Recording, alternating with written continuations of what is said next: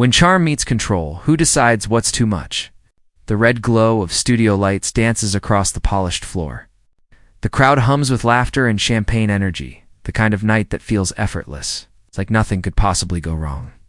The camera pans to the famous red couch, where legends have sat, laughed, and confessed under the soft, teasing charm of Graham Norton. Tonight, another name joins that legacy, Meghan Markle.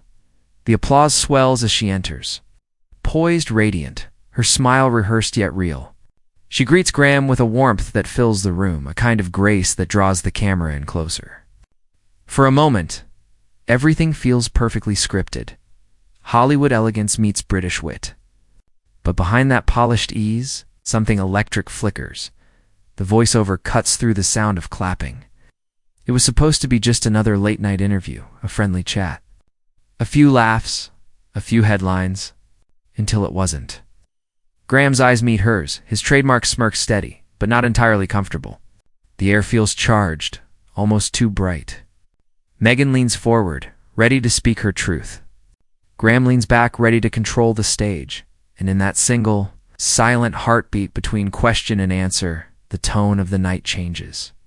The charm begins to crack.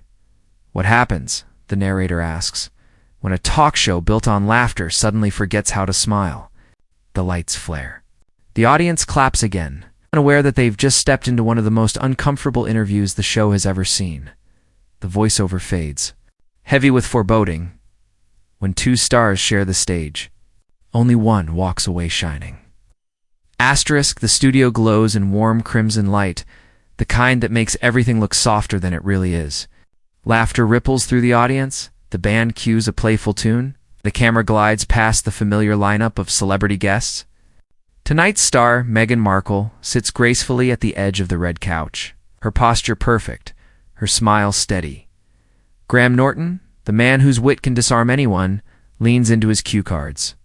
He's done this 1,000 times. Make them laugh, make them talk, make them shine. But tonight, there's something different. Beneath the practiced charm, he's studying her carefully. As though he's not sure which version of Meghan he's about to meet, the actress, the Duchess, or the woman behind both. The first questions are easy. Light, safe, a story about an awkward audition, a moment on set. The crowd laughs, applause rises, and for a moment, it feels like harmony. But Meghan's answers carry an undertone, thoughtful, a little too honest. Every word feels weighted, rehearsed not for humor, but for meaning. Graham shifts in his seat, that trademark half-smile flickering. He tosses another question, casual but sharp. Something about her new life away from the palace? The audience leans forward. Meghan pauses just long enough for the air to change. The voiceover threads through the tension. Between laughter and truth lies a line thinner than applause. And sometimes, someone crosses it. Graham chuckles to ease the silence, but it doesn't quite land. Meghan's eyes meet his, steady, unshaken. The crowd claps again, unaware that the stage has just tilted ever so slightly. Two smiles. One spotlight. And beneath it, a quiet storm beginning to form. Asterisk, the laughter fades, leaving only the echo of it, the kind that feels forced. Graham leans forward, elbows on his knees, his voice smooth but edged with curiosity. So, Meghan, do you ever miss the royal spotlight? The question hangs in the air, wrapped in politeness but laced with something heavier. Meghan tilts her head, her smile softening. Spotlights don't always mean warmth, Graham. Sometimes they just burn. A few nervous chuckles ripple through the audience. Graham's grin flickers. He wasn't expecting that. Ah, well, that's one way to put it, he replies, trying to steer back to humor. Though I suppose not everyone handles that kind of attention gracefully. The crowd laughs, unsure whether they should. Meghan doesn't. Her gaze stays fixed on him, calm but cutting.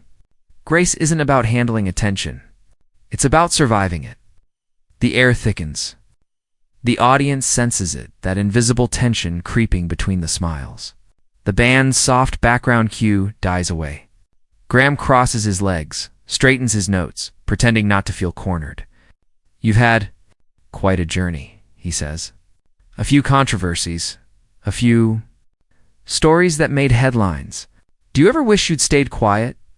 A sharp inhale from the front row. Meghan doesn't blink.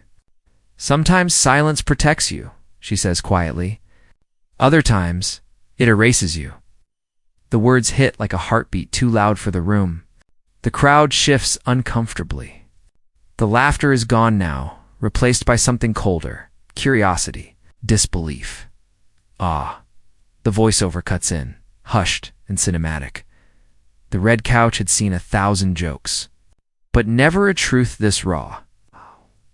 And in that moment, Graham's smile finally falters. Asterisk, the silence stretches, thick enough to feel. The audience fidgets, unsure whether to laugh or listen. Graham sets his cue cards aside, his tone shifting from playful to probing. You talk about being silenced, he says slowly. But haven't you had more chances to speak than most? It's not just a question, it's a challenge. The crowd murmurs.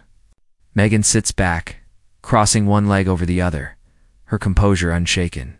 Her voice, calm yet heavy with purpose, slices through the air. Speaking and being heard aren't the same thing, Graham. Some people listen just to twist your words. Few heads nod in the audience. Graham chuckles softly, but there's no humor in it. Well, that's show business, isn't it? Everyone wants their version of the story. Meghan leans forward, her eyes unwavering. That's not show business. That's survival. The crowd goes silent. Even the cameras seem to hesitate. The host, who always controls the room, suddenly looks cornered, not by anger, but by truth. The narrator whispers over the tension. Power doesn't always shout. Sometimes it just refuses to flinch. Graham forces a smile, trying to end the moment with charm. Maybe we should move on before this turns into therapy. But Meghan doesn't look away. Maybe therapy is exactly what conversations like this need. The audience gasps, half shocked, half impressed. For a split second, Graham's smirk disappears completely. The voiceover lowers, like the final chord before silence. And in that moment, the laughter that built the show finally broke. The lights seem harsher now. The smiles, thinner. The balance of power has shifted quietly, completely. Asterisk, the studio is frozen, a battlefield wrapped in stage lights. For a moment, no one moves. Then, a single nervous laugh breaks the silence, too late to hollow. Graham clears his throat, trying to reset the mood. Well, that took a turn, didn't it? The audience chuckles, unsure whether they're meant to. Meghan smiles politely, but it's the kind of smile that ends conversations, not starts them. The tension lingers, sharp, unspoken, undeniable. The narrator steps in. Quiet and deliberate, some moments aren't loud when they explode. They just echo in silence. After the show, whispers ripple through the production crew. Editors huddled by monitors, replaying the clip again and again. Should we cut that part? Someone asks. We might have to, another replies. It's uncomfortable. By morning, the internet has already decided. Hashtags trend, clips circulate, theories multiply. Hashtag Graham vs Meghan number Thinther v Whited call her brave. Others call her reckless. But everyone agrees on one thing. No one's ever seen Graham Norton lose control of his own stage.